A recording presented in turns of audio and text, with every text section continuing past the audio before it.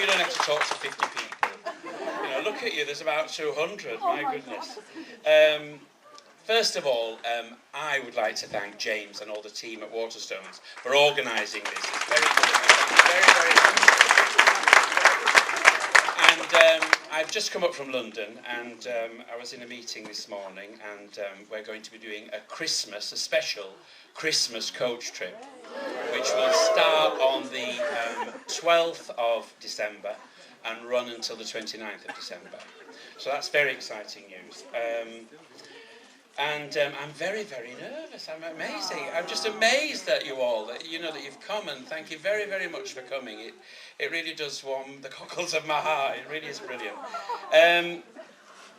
When I'm stopped in the street, by dustbin men and taxi drivers and van drivers and scaffolders. In fact, yesterday I was outside the Chinese embassy, and there were two scaffolders up a building, and he shouted, "Hi mate!" This is in the middle of London. "Hi mate, that's the geezer from Couch Trim." And I just shouted back, "I'm not the geezer from Couch Trip, I'm the international tour guide."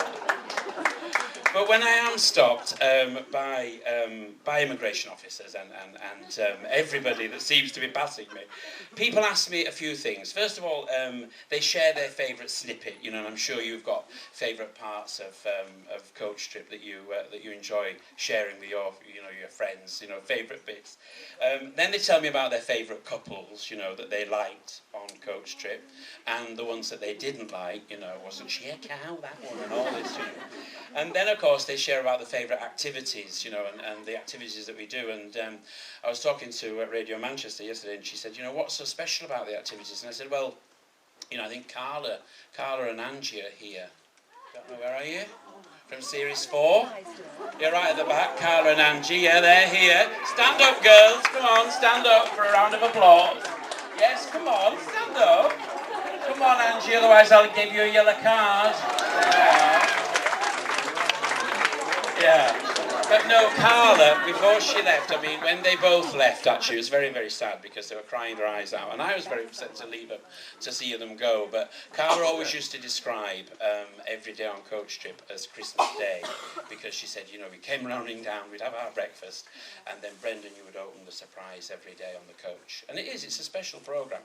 And it was like Christmas Day for Carla, because she didn't know what she'd get up to, whether it be abseiling down a cliff or whitewater rafting, or segways. We all love the segways, even myself, and we've got a lot more of that ahead. And that's it makes it special, And people then ask me, things like, have you been a courier then, or do you just do it for the telly, And I said, no, of course I've been a courier. I left Leeds when I was 18 years of age. My dad actually took me to Leeds City Station, and he gave me an envelope with £200 in it, and he said, which is a lot of money in 1976, and he said to me, if it doesn't work out in Spain, you'll always have your flight money back and come home, because this is where you live, and this is where we love you. And he also said, when you get to King's Cross, it'll be 4:30 in the morning, because it was a night train that I was getting, and he said, just be careful of those loose women that hang around in King's Cross. Little did my dad know he didn't have to worry about that. And of course, all these questions, and I'm asked, did I ever present a TV programme before? Have I ever been a presenter before? And I haven't. I've never done anything like this before, ever, till Coach Trip arrived. And then in November last year, Paula, my agent, who was with me today, she got a call from Michael O'Mara Books, and they were interested in signing me up to do my autobiography, and I thought you'd have to be dead to do that. But anyway, it was explained, and they came up to Leeds, and we had lunch here, and two ladies, Katie and Alison, set out their stall, and we looked at each other, and I thought, well, I think I got an O level in English, a C level at Corpus Christi, which is in Holland Moor, which isn't far from here, and I thought, well, could I write a book? Can I actually write? And they said, well, do two pieces of 5,000 words, okay, and send them to us, and we'll read them, and then we'll decide if you can write or not, And So we did that, and they actually rang Paula, and she rang me, and she said, I can't believe it, I can't believe it. I said, why, what have they said? And she said, they think it's fantastic, you know. So I didn't have a ghostwriter, so everything you read in the book is literally from my own hand. So I haven't had any help. But it's lovely to come back here to Leeds. This, you know, every time I come out of that station and I walk down and I see the Black Prince and City Square, you know, my heart does race, because this is my home, this is where I was born, you know. And Leeds is featured in the book a lot because of a very special lady. When I was born, my Auntie Dolly was one of the first people to hold me in Hunslet, where I was born, 19 Rumelia Street in Hunslet. And she became like a surrogate mother to me. We had this relationship, you know, and I was born to a family of 5 kids. There was 5 of us, typical Irish Roman Catholic family, lots of children, and my mum and dad. And really, I used to escape to Auntie Dolly's because it was peaceful and quiet, and my toys wouldn't get nicked, you know what I mean? Because Terence and Martin, my younger brothers, used to be always nicking my toys, you know, so I used to, and so this relationship developed with Auntie Dolly, and we used to go on massive shopping expeditions. She used to come into town here, and she always used to talk posh in Schofields, you know, because you did in those days. And then we used to go around Leeds Market, you know, we used to go to a nut stall right at the back of Leeds Market, and she'd buy all the nuts there and everything.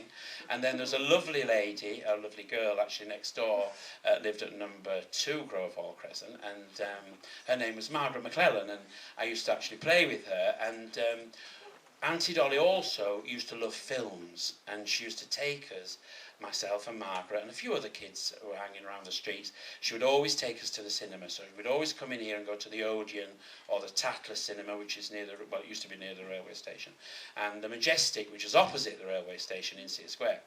So we used to go to see Bedknobs and Broomsticks and Chitty Chitty Bang Bang, and then sometimes me and her used to escape on our own, and we'd go see the romantic ones, you know, like Dr. Zhivago, you know, all that passion, you know, I love all that Russian stuff, you know, and then of course we all fell in love with the Sound of Music, you know, because that came to the Majestic. And Margaret and I went, I think we went about 16 times with Auntie Dolly.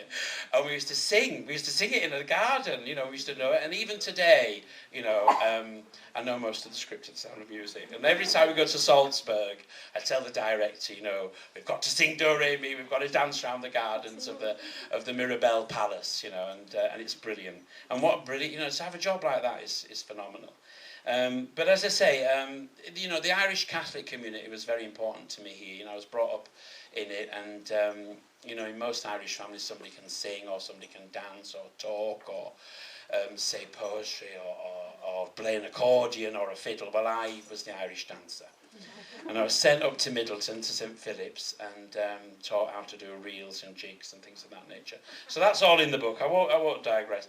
And then from there, from really St Francis, I went up to Corpus Christi, where I did, where I started my O-levels and my A-levels, and I met a man there called Mr Bloodworth, who was very instrumental in developing music in the school, and he was a phenomenal teacher. He really was. We did a music hall. We did Jesus Christ Superstar. We did.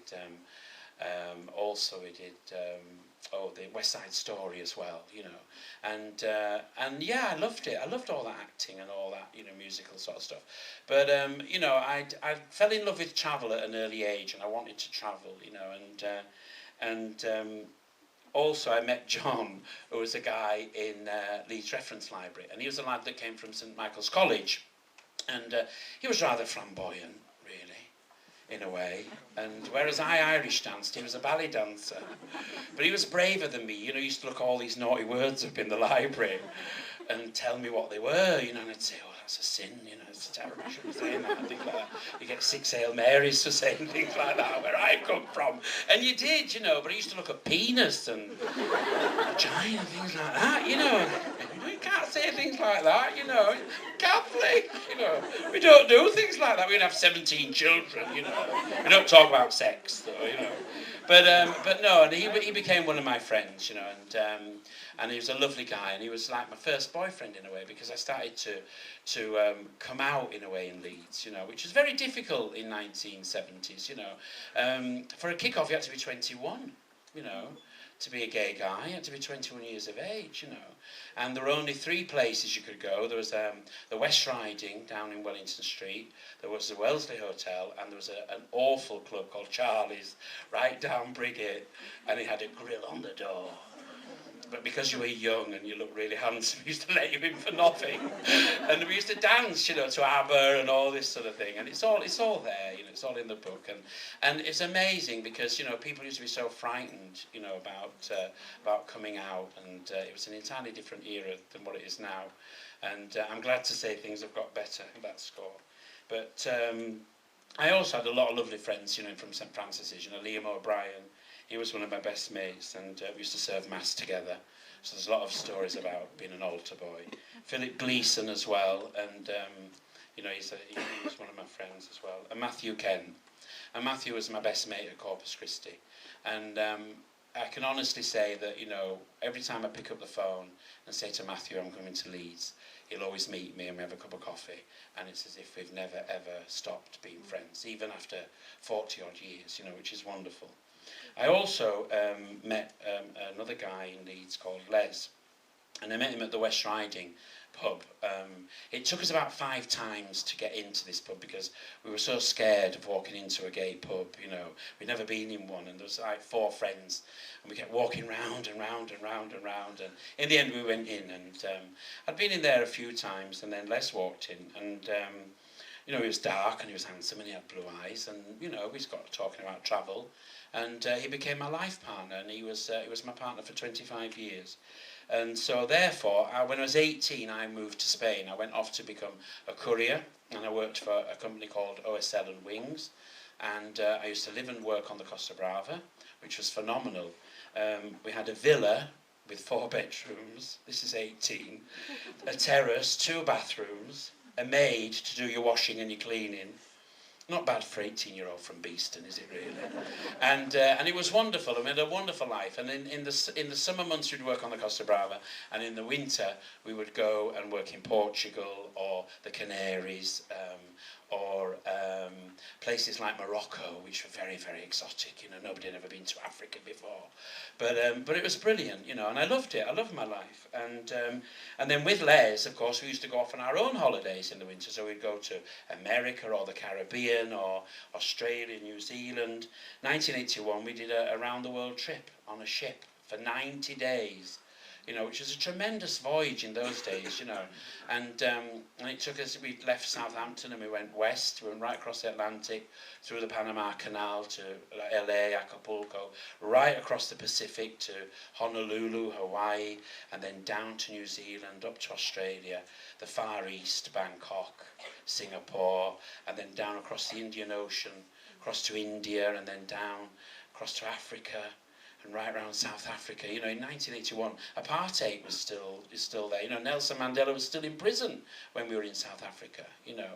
And there were certain bars that you could go into, and if you went in one side, you know, the lady would scream at you and say, "Oh, you're white, get in the black section." Oh, sorry, you're black, you're in the black section, get in the white section, you know. Because she was so scared of being fined, you know. She would be fined so many £1,000 for letting, you know, white person into her bar on the wrong side. The post offices were all segregated, you know, the buses, different buses, you know, white buses and black buses, you know, horrendous. So I'm glad to know, you know, that that's all changed as well, thank goodness. But I think the pinnacle of my travelling career was flying Concorde, you know. We'd always wanted to do it. Les had had a kidney transplant, and that was successful, thank goodness, and we decided to use our running away money, because when we rowed we always had some running away money, just in case, and we never used it, thank goodness, but we went Concorde, you know, and I'm the only supersonic Sheerin in my family, because I travelled at 1,350 miles an hour from London to Barbados.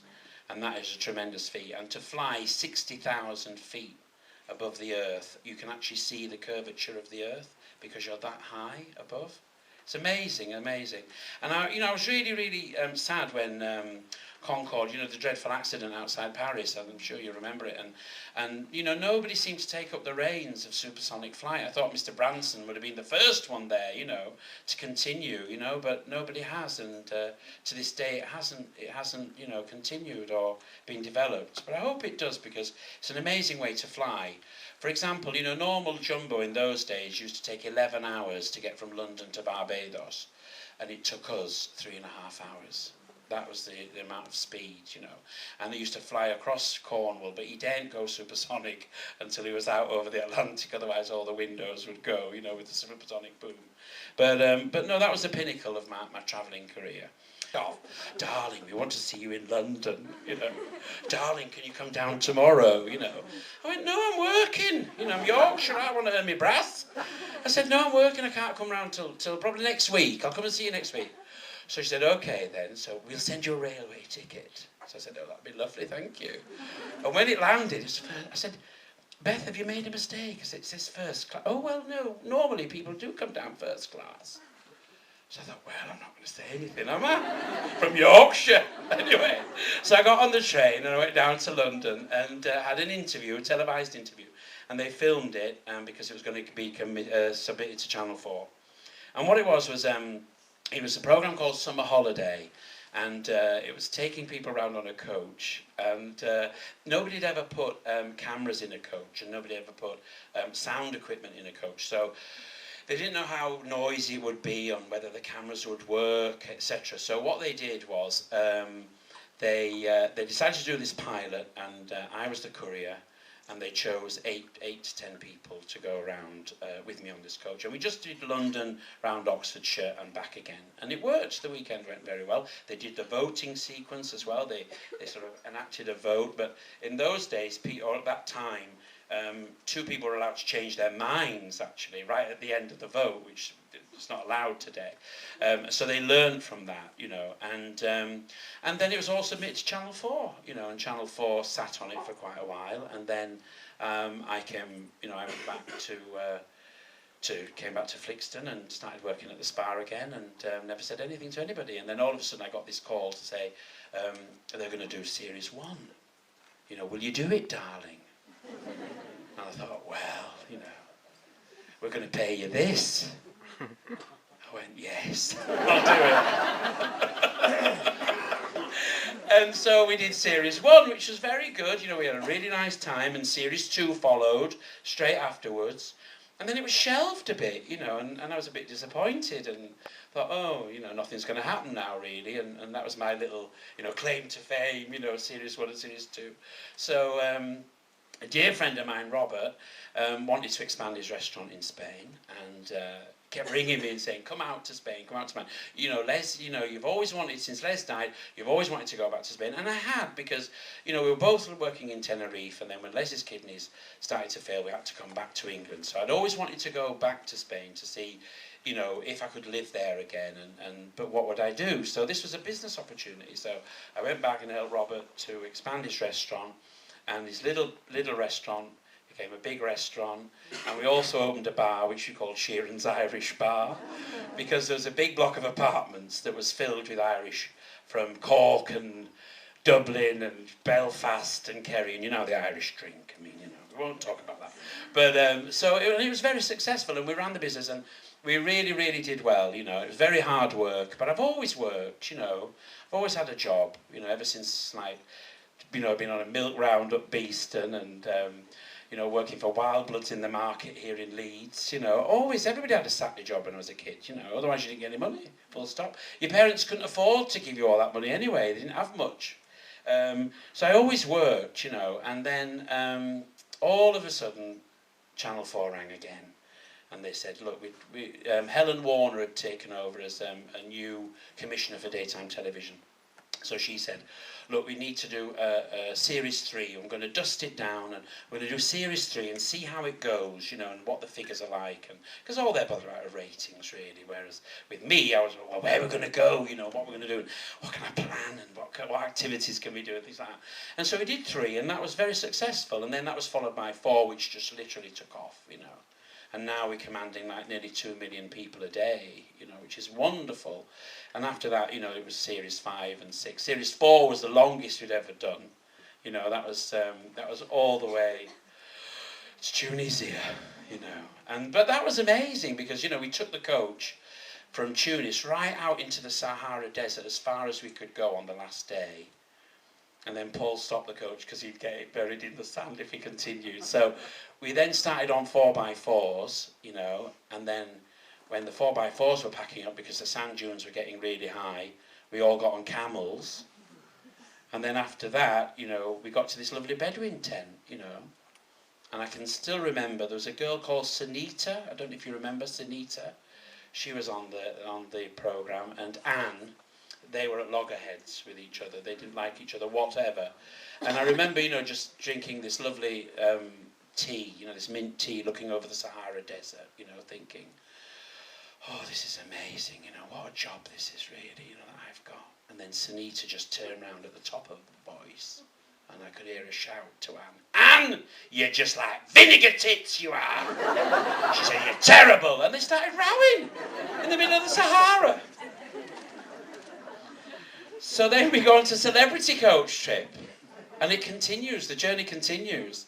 And as you can see, Celebrity Coach Trip is on today, you know, with Michael Barrymore and a host of celebrities that I don't know, but they are celebrities, you know. Apparently, you know, according to, if you make, you know, if you cut Kate Moss's hair, you're a celebrity, you know what I mean? But it's amazing, and it's been an amazing journey, you know, because I've you know, I've been invited on lots of programs like David Dickinson and Harry Hill. Of course, that was fun because he dressed up as me and I dressed up as him, because we do look the same, don't we? Both bald, you know what I mean? And recently I was on Loose Women, you know, which was amazing to go on there, you know, it was fabulous. And of course, last year I was invited to do pantomime, you know, and I was the Sultan in Aladdin, you know, amazing.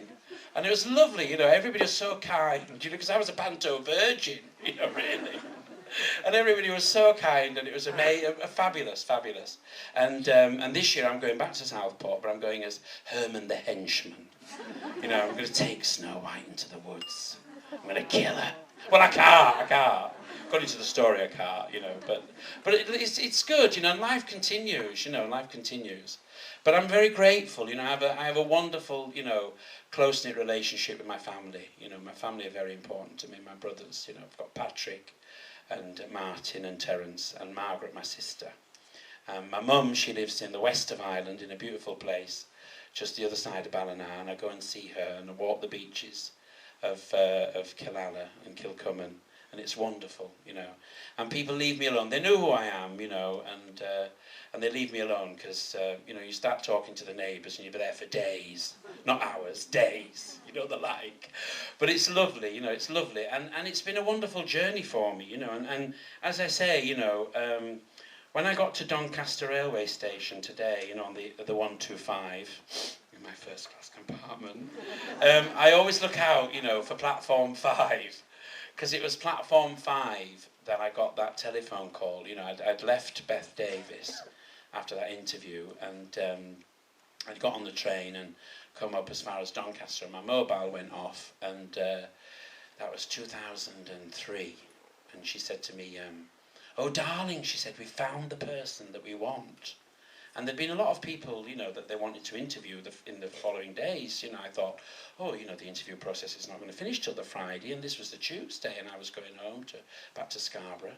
And she said, oh, we found the person we wanted. And I went, oh, I'm so pleased for you, Beth. Thank you so much for giving me the opportunity to come down to London, you know, and be with you, darling, you know, and the lovely dinner that you got me, you know, paid a fortune. And, you know, and I said, and it's so nice, you know, and thank you so much for giving me the opportunity, you know, it's been brilliant, and, you know, if there are any television parts that come up, let me know. And she went, oh no, it's you, it's got to be you, you know, and that was it. That's how I got the you know, the job as coach trip, presenter, and tour guide extraordinaire, you know, and it's wonderful, you know. So that's the end of my talk, so I'll take questions if anybody has any. And it's lovely to see the O'Briens in tonight. Lovely, that's Philomena, look. Lovely to see you. And Joe and Anne. Fantastic. Absolutely fantastic. I wish around the audience I could see people I know. Oh, and 2 others that have been in coaching, but I can't say because it hasn't been transmitted yet. Naughty, naughty. Oh, hello, darling. How are you? You all right? You all right? Good. So has anybody got any questions for me? Come on, don't be shy. Yes, darling. Oh, yes. Oh, was that in Lisbon? No, actually. No, we just got lost. Just got lost. But they like it when I get lost. Well, the cameramen don't, because they've got to keep up with me. Because we just fly off here, there and everywhere, and they shout, slow down, But no, we just got lost. But no, it's fun. I mean, the things we do, segways are my favourite, segways. And abseiling and whitewater rafting.